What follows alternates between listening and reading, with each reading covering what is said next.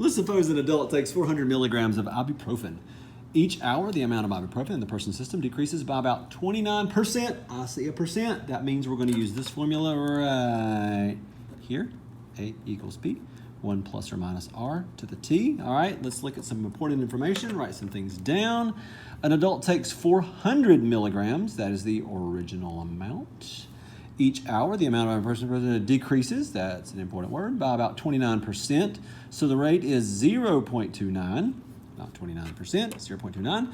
How much ibuprofen? That is the amount after time has elapsed, and we want to know how much is left after 6 hours.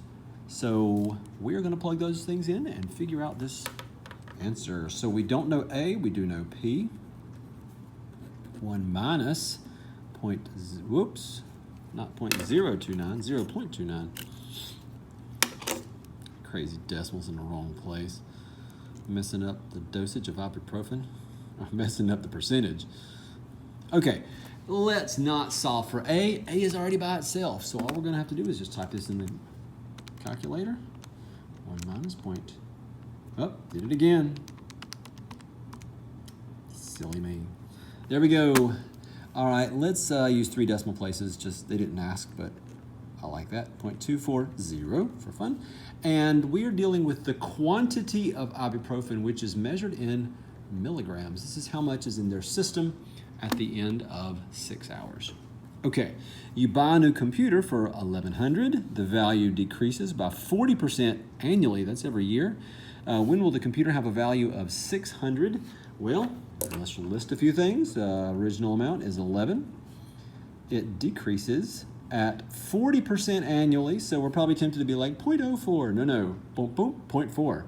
0.40, if you want to go a little further with that. There's your 40% right there.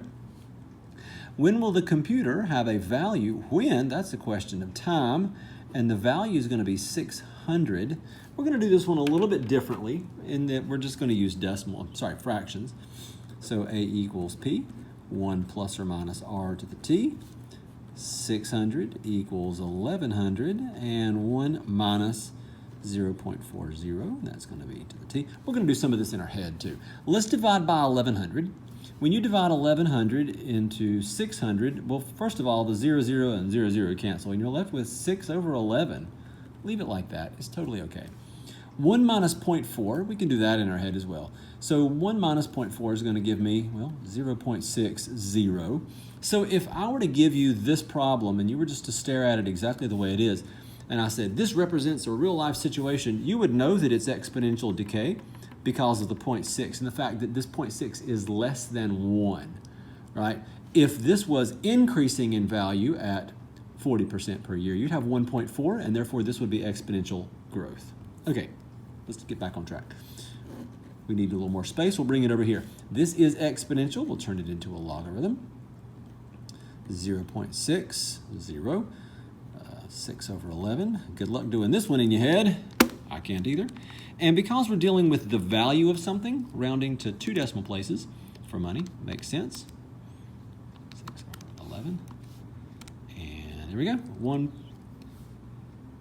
Something about that feels very wrong. Nope. I said the wrong thing a second ago about rounding to 2 decimal places for money. T equals 1.187. Okay, we're solving for time, not amount. So when will the computer have a value of 600? And it's going to be 1.187 years after the purchase. So 1 and a little bit more years after purchase, the value of your computer is down to $600.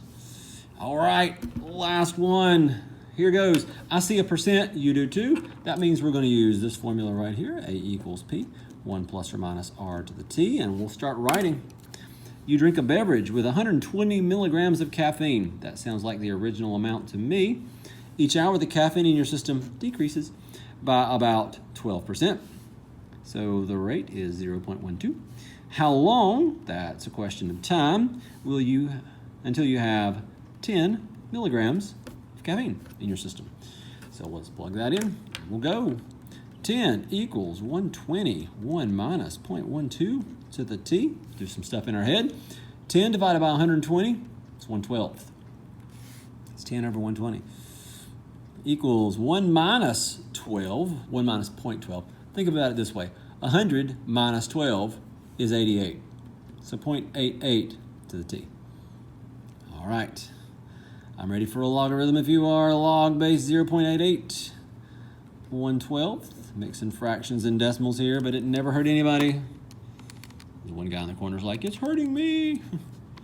Make it stop. 1/12. And there we go. 19. 19 what? I don't know. 19.439. Okay.